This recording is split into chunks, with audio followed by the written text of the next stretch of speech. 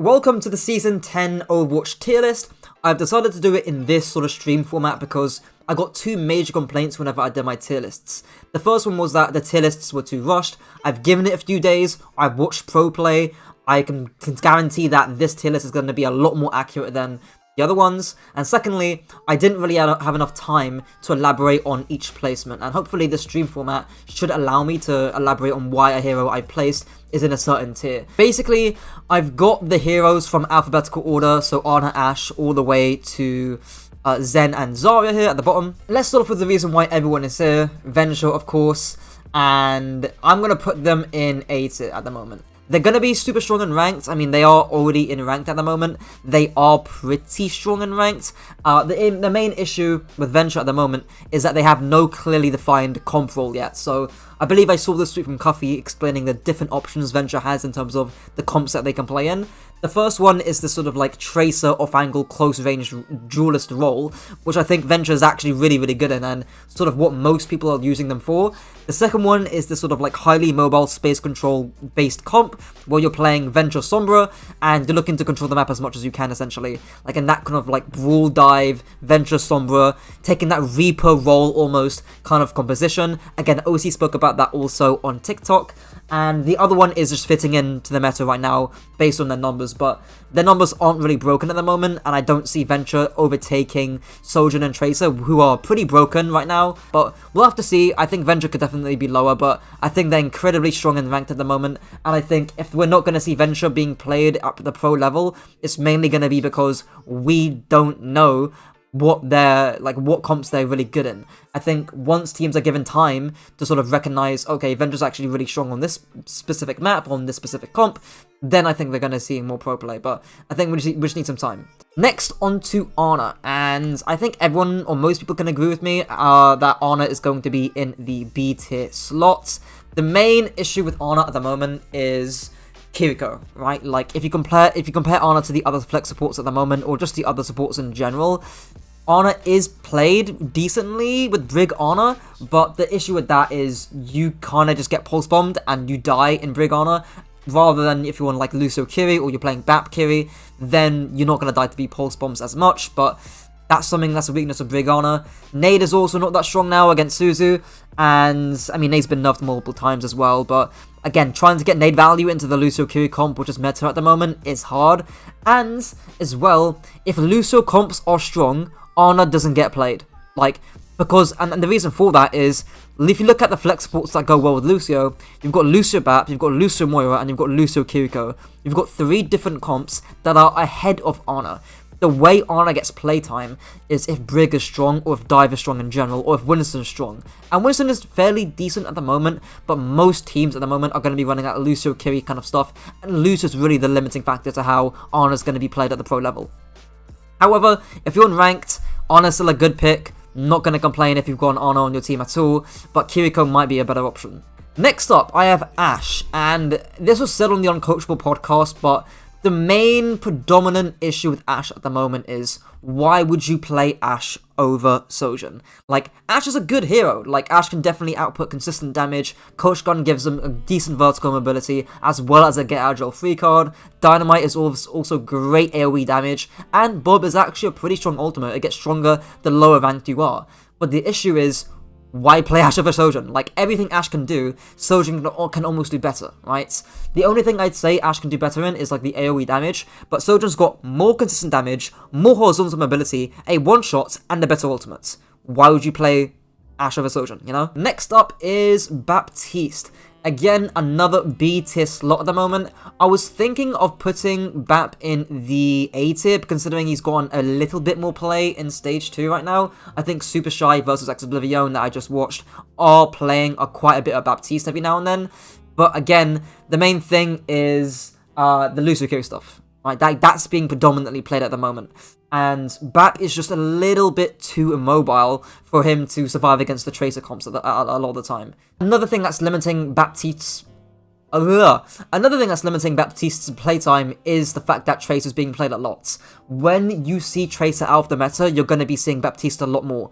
Again, that happened quite a bit with London towards the end of Overwatch League, where they just played Baptiste all the time, and Bap's pretty good when there's not a Tracer on the board. With that being said, Bap Kiri's still pretty strong, Bap Brig is still pretty strong, Bunkers with Baptiste are still pretty strong, like a Waiters is a good map for Baptiste for that reason, so still a good pick, can definitely bridge into that A tier gap. But yeah, I just think there's other better options at the moment, particularly Lucio Kiriko. After Baptiste is Bastion. Oh boy, we got our first D tier on the board here, and really the main issue with Bastion is ever since he got that massive armor nerf to where you don't get armor in your turret form. So for those who don't know, you used to get 75 armor regeneration when you entered your turret form.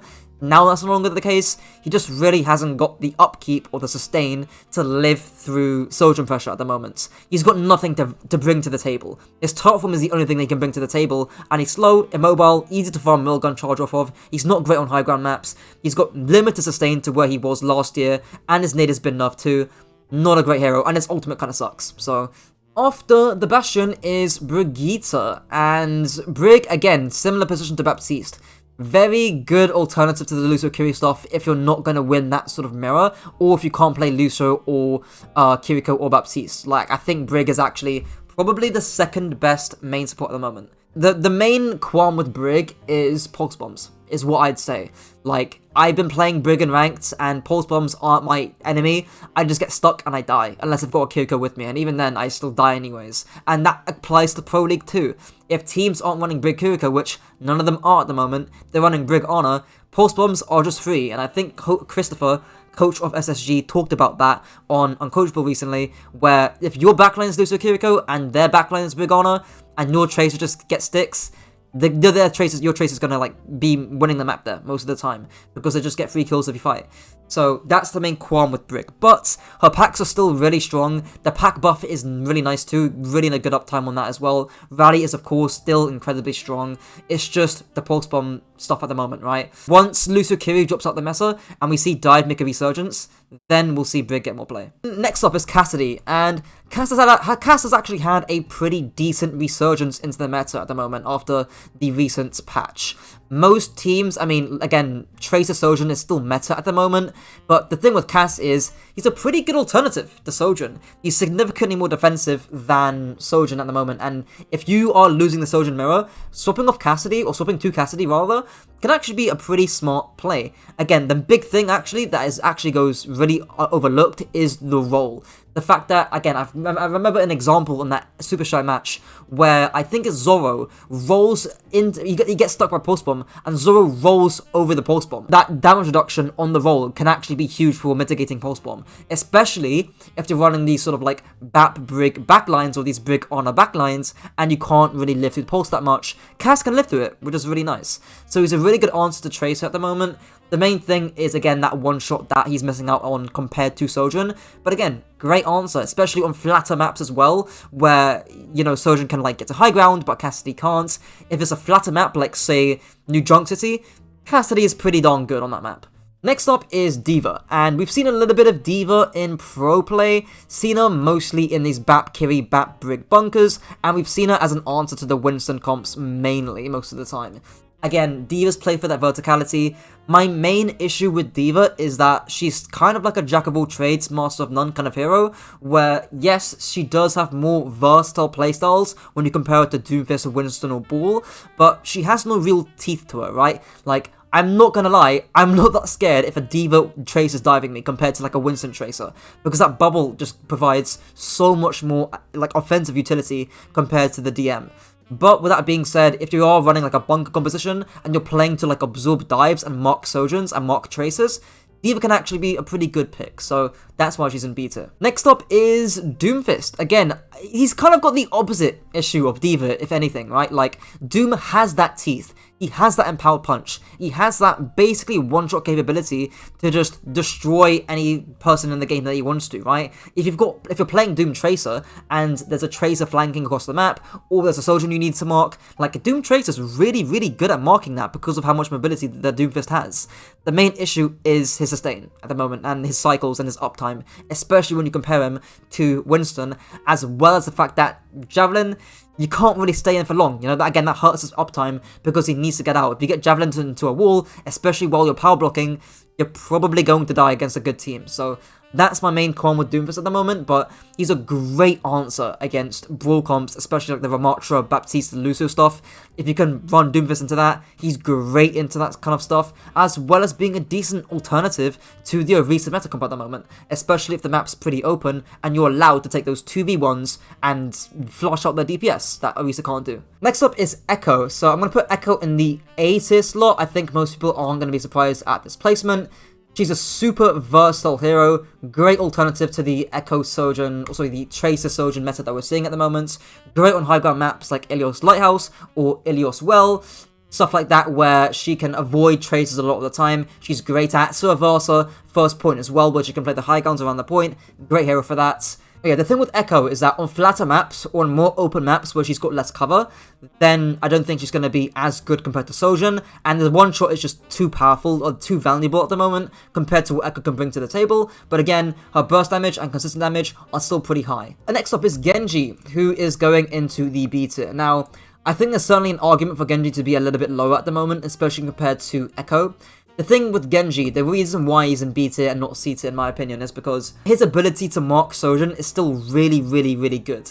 Like, he can juggle aggression still really, really, really well. And he's one of the few flankers in the game who have the ability to defensively mark any other DPS hero in the game, right? Like, Tracer can do it, but that's about it. I think the reason why people have Genji a little bit lower in the tier lists is because the skill to get the value out of Genji is just too much, right? And that's fair enough, that's a fair point, but I think once you can safely unlock the ability to mark those Sojourn players while getting out and mercifully get value out of your blades while not dying, then I think Genji's value can actually be pretty decent. Next up is Hanzo. First C tier hero at the moment, and again, the reason why he's C tier is the lack of one shot. Like, I'm not gonna lie, it was his only boon for him back before season 9 was the fact that he could just one shot anyone off the map. He still wasn't great compared to Sojourn, but at least you had a reason to play him. Nowadays, the only situation you're gonna get value out of Hanzo is if you're pocketed. That's literally it. Like, Mercy, Hanzo, and Havana, he's going to do quite a lot. He's going to do more than Sojourn, I can say that for sure. But again, that's situational, right? In other situations on your Suravasas, your New Junk Cities, your Basans, your Oasises, you know, like on any other map, Sojourn's going to get more value 9 times out of 10. Sojourn also has better mobility because she can cut dives better. And also, Hanzo's ultimate sucks compared to Sojourn. Like, it's just... his value ceiling just kind of sucks at the moment, unless he's on like a really long range map where you can get that one-shot value more. Next up is Illari.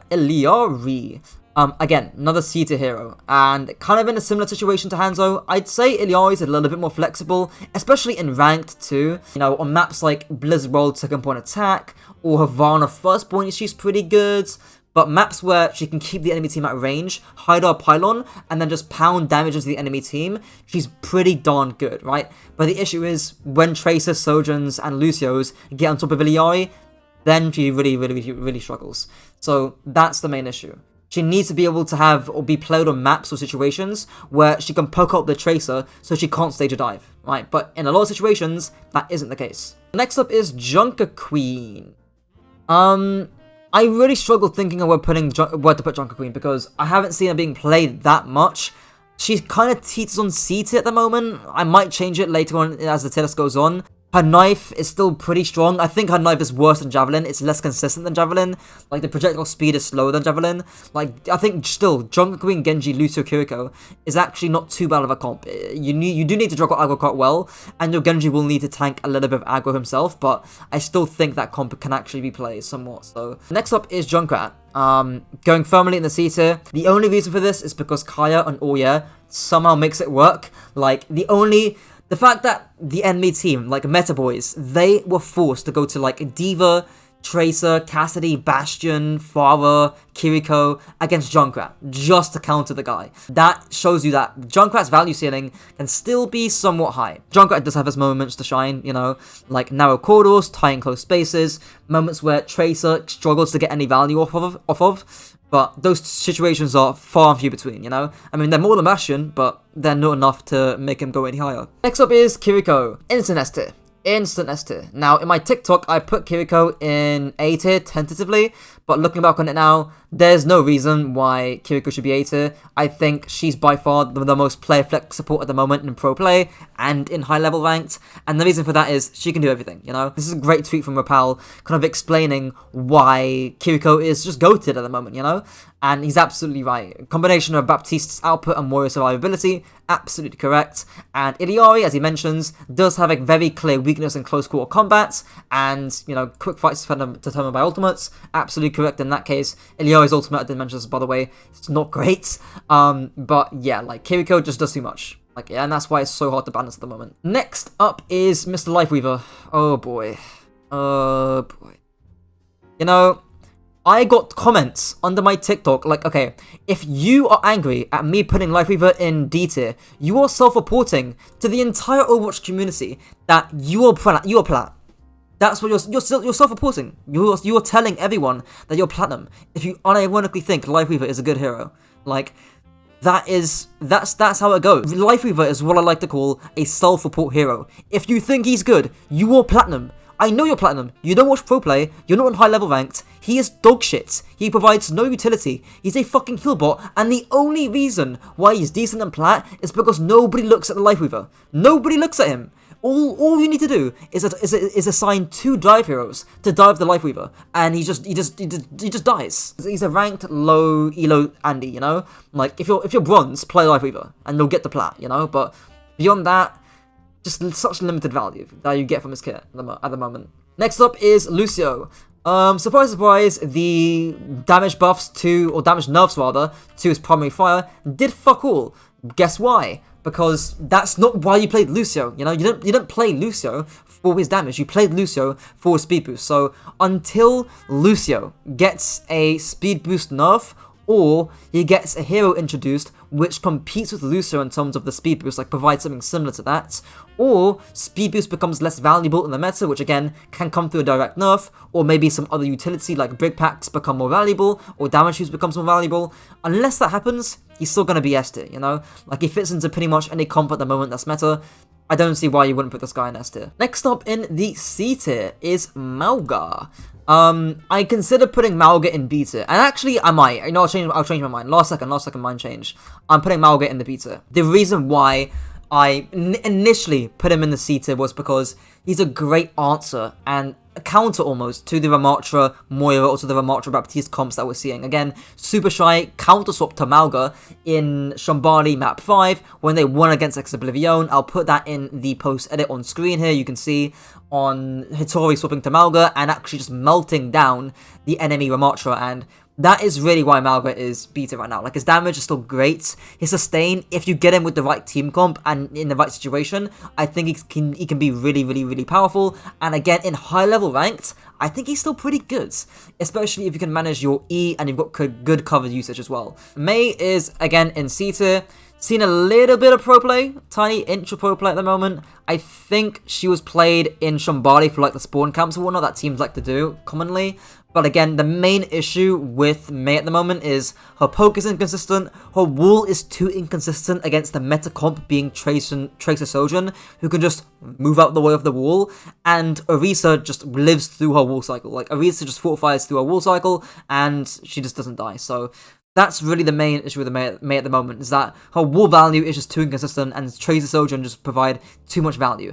And, as well, because of the Season 9 patch, the breakpoint shifting too, like, Mei can no longer one-shot Tracer. That is also a pretty decent point as to why Mei isn't that picked at the moment. Next up is Mercy, actually, and Mercy is next up. And Mercy goes into the C tier, same reasoning as Hanzo, to be honest, just that she allows Hanzo to get the one-shot on those like long-range maps like Junkertown, Havana, Soko Royale, but apart from that, I don't see why you play Mercy at the moment. Thing is, like, Mercy Echo can actually be pretty powerful, and I think if you're playing like these sort of like anti-brawl compositions where, you know, you don't want to be running or you can't mirror the Ramattra, Lucio, Bap comp, then you can actually go like a heavy poke comp and destroy the enemy brawl comp. Icon Wall, yeah, that's a good point, yeah. Icon Wall is a good map for Mercy Echo, and stuff like that. Those are situations where I think Mercy can be viable, but if you look at most of the DPS at the moment, Cassidy, Tracer, Sojourn, Sombra, like, Mercy is not great against that, so that's why Mercy's in C tier. She just loses value compared to the other supports at the moment, and she's too much of like a one-trick pony kind of like playstyle, right? Next up is Moira, who I've put up in B tier, and I've actually got no notes for Moira here, to be honest. It's just that Kiriko is just better, really. Moira did get some play in stage 1 of Overwatch CS, but I think teams have sort of like realized that Kiriko is the optimal play and the optimal pick. I think the only reason why teams went Moira is because they just lost the Kiriko mirror, so they went to Moira instead and ran it down. Twisted Minds did that against Ents in the Stage 1 finals, but yeah, most of the time, Kiriko's just a better pick, more versatile playstyles, low risk playstyles, better ultimates, more consistent poke damage, more burst damage, just a better hero, and Moira also got that damage, that DPS nerf as well, so yeah, that's why she's in beta. Next up is Orisa. Instant S tier. I mean, Orisa occupies about 70% of playtime, I guess. Like, most teams are running the Orisa comp at the moment. She is an unkillable fortress and an unkillable beast. The thing with Orisa, and I think people have kind of like forgotten about this, is the range buffs for like well back. Like, Orisa is actually insanely power crept at the moment. Like, she had a fall off removed like a 2, 3, 4 patches ago, and people have just seemingly forgot about it. And now she's been power crept to be the best tank of the game. Like, she does an insane amount of damage. She can Ajax Lucios with her Javelin at the moment. She can deny overclocks with her Spear Spin and with her Javelin. Like, she's kind of the GOAT. And she just perma lives because Fortify it exists, so yeah, it's really, she needs a range enough, is the key thing. After Orisa is Pharah. Again, another situational pick. You'll see Pharah players or Pharah being picked into comps where they're going to be predominantly brawly, and on maps where it's relatively open, so think of Lijiang Gardens, nice windows to play around, loads of teams like TPing the point there. Pharah can be a good counter pick to that, as well as Ilios Lighthouse. Again, teams love TPing to the Lighthouse, and Pharah is one of the best heroes on Ilios Lighthouse. She does have situations to shine, it's just that, again, they're too few and far between, and she kind of sucks into Tracer Sojourn. Sojourn will just one-shot her with the Volgun, and Tracer will just ignore whatever Pharmacy does, so that's why Pharah is currently in the C tier. Next up is Ramattra, and he is going in the A tier. Again, I was thinking of putting Ramattra in B tier, but I think in ranked, like in like your top 500 ranked, he's still really versatile at the moment. So that's why I'm putting him in the A tier. Again, on Shambali, he's getting play. He's pretty much the mainstay tank on Shambali because you get those 3 fights on first point defense at the moment. But yeah, he's just super versatile. If you don't want to play Orisa, Ram's still a great pick. I think there's like the counter cycle where Ram counters Orisa, Orisa counters Mauga, Mauga counters Ramattra. So again, he's a good alternative to Orisa if you don't want to play Orisa in the meta. Next up is Reaper. Reaper, I'm going to keep it nice and short. He got played when Mauga was broken because he synergizes really nicely with Mauga. He gets that lifesteal back paired with the E with Mauga. Really nice. But if you see Mauga being played less, you're going to be seeing Reaper being played less too. Next up is Reinhardt. D tier. You know, like, it's really sad, and I really want Ryan to be better, because I actually don't think he needs a rework, but I think that's copium, me saying that, because he kind of has an outdated tank design nature, like, really, to be honest. Like, you look at Orisa, power crept, Ramattra, power creep, you know? Like, Mauga, power creep, and his design is kind of outdated at the moment, so it's really sad that I want to put Reinhardt in D tier. He's basically unplayable entirely in pro play. There's not even a single situation I can think of where Reinhardt is good. That's crazy, you know? So, unfortunate. Yeah, next up is Roadhog. So, Roadhog is another self-report hero. And the only reason why I'm putting him in C tier and not D tier is because Meta Boys played Roadhog against All Year, and they did pretty well. And fucking KP just fucking 1v9 the entire fucking lobby, and did shit on Hog. So that's the only reason why I'm putting Hog in the C tier at the moment. He's got moments to shine as like a counter comp hero, and he's pretty decent at like absorbing dives, and he's pretty good at high level ranks. but that's about it, you know? Like, you just get shat on by Orisa. Like, if you're playing against Hog, go Orisa and you'll melt him.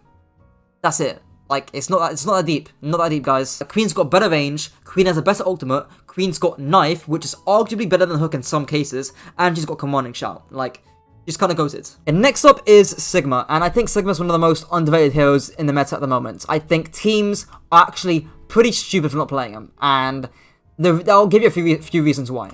Reason number one, he's really good into Orisa, right? Like, I think everyone's kind of forgotten that, again, Sigma used to be the counter to Orisa, because if the Orisa spear spinned, you could rock that out of the spear spin, and you would force the Orisa to do a 4-5 spear spin cycle instead of doing a spear spin 4-5 spear spin cycle, which is significantly less efficient for the Orisa. Reason number two, if you can land your hyperspheres on Sigma onto heroes like Tracer, you are actually doing so much value. I think there's not enough good Sigma players to where they can consistently hit the hyperspheres to where they feel comfortable playing Sigma into the comps, because that's the main thing. I think if you do get Sigma players who are mechanically talented at the hero, I think there's really, like, he's really, really good at the character, you know?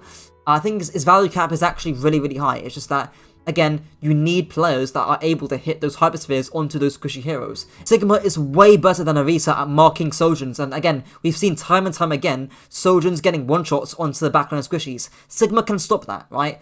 That's the third reason why I think Sigma is really underrated at the moment. If you want me to guess why he's not being played, again, the first reason is because I don't think there's that many mechanically talented Sigmas at the moment, but the second reason is he's just too squishy. As well as the fact that he synergizes really nicely with Baptiste, but Baptiste isn't great at the moment, and Kiriko's being played. Okay, next up is Sojourn. Absolutely S tier, obviously, you know. Again, Sojourn's got that Kiriko issue where she can just do everything. She's got horizontal mobility, she's got AoE damage, she's got vertical mobility, she's got a one-shot, she's got the best ultimate in the game, she's got a decent hitbox as well.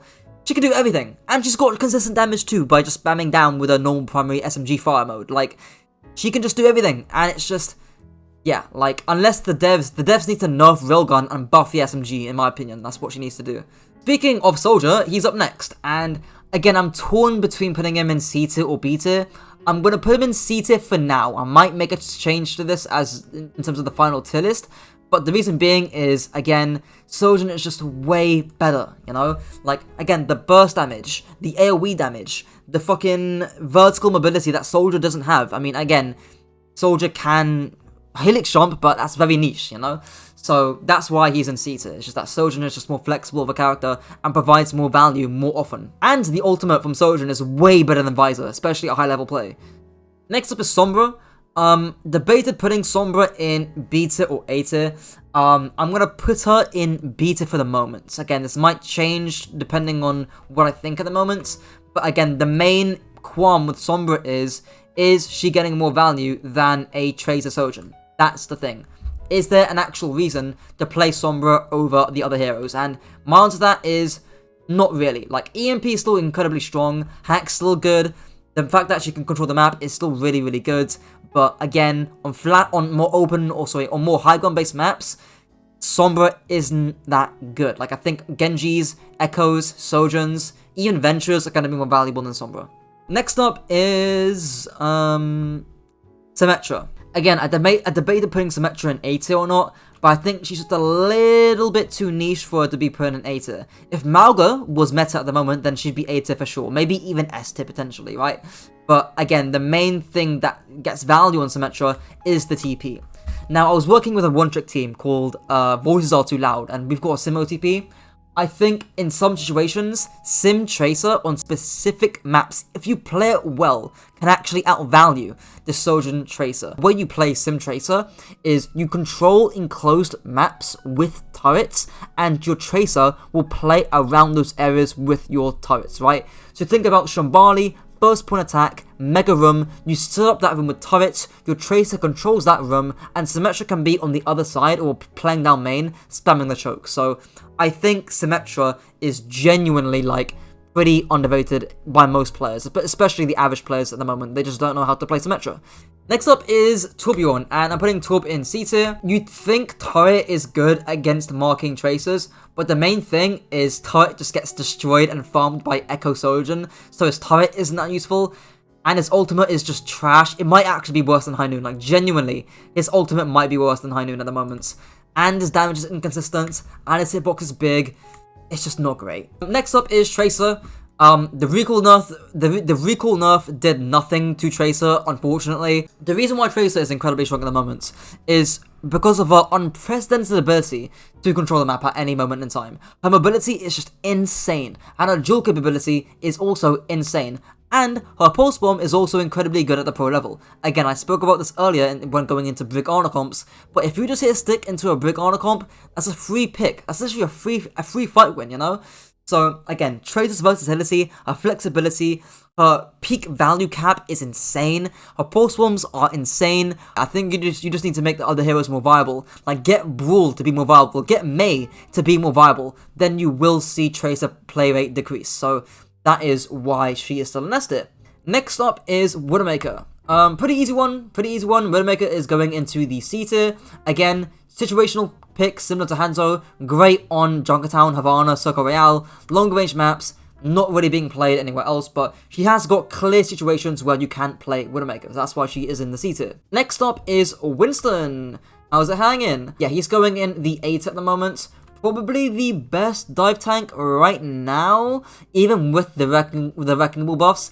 His bubble is just too good, man. It's just too good. His playstyle are really flexible. His skill cap is probably endless at the moment. Greetings! Yeah, next up is Ball. The big thing with the Ball rework is the retract to grapple thing is really nice. You can go to places that you could have never been before, especially on defense. You can set up on places where you just couldn't have been set up before. The thing with the sharing shields is it just doesn't last long enough. Yes, you do have people like Chasm who can play Ball to a really high level, but even he thinks that Ball is like D tier or C tier in his own tier list. So next up is Zarya, who is again going into the C tier at the moment. You think Zarya would be good into the meta comp at the moment because again, Zarya is the traditional counter to the Orisa comp, right guys? Like, she's better than Orisa.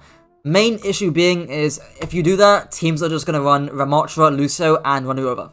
So that's the issue with Zarya. It's always been the sustain, right? Like, again, we saw this last year in playoffs in Overwatch League where Zarya got gigabuffed, absolutely gigabuffed, and she still didn't get played because of Winston and Ramattra. So yeah, like, Zarya needs to be more versatile for her to be higher up. Otherwise, she's permanently going to be sitting in the C tier, right? Even if she gets gigabuffed, she's going to be B tier at most, right? And last but not least, thankfully, is Zen, who is going into the C tier again. Still great on, again, longer range maps like Circle Royale, Havana, maps that are longer sightline where Zen can spam from range and AFK and hold M1. Really good on those maps, but yeah, aside from that, he's going to be staying situational for the moment and for the time being. It's a really good comment, Paul. He's one-dimensional, that's a great summary. One-dimensional, puts out crazy pressure, but he's not worth the resources to keep him up. Exactly right. I think that's a great way of putting it. Very one-dimensional hero, especially when you compare Zen to another flex support like Kiriko, who is the opposite of one-dimensional. Like, Kiriko can fit into any sort of comp at the moment, right? Whereas Zen can't, so that is a really big reason to it. Let's see if I want to make any changes to this. Yeah, I think this tier list is gonna stay as is. I think it's gonna stay as is. I'm pretty happy with this. Okay, I think there is some argument for Symmetra, Brig, and Baptiste for being A tier, but just to keep and hedge my bets, I'm gonna keep them B tier for now. But again, you could argue for them being higher up, and I think the rest of the tier list I'm pretty happy with. So that's it for the stream. Thank you for coming. I will edit stuff and put that into order. And yeah, until next stream.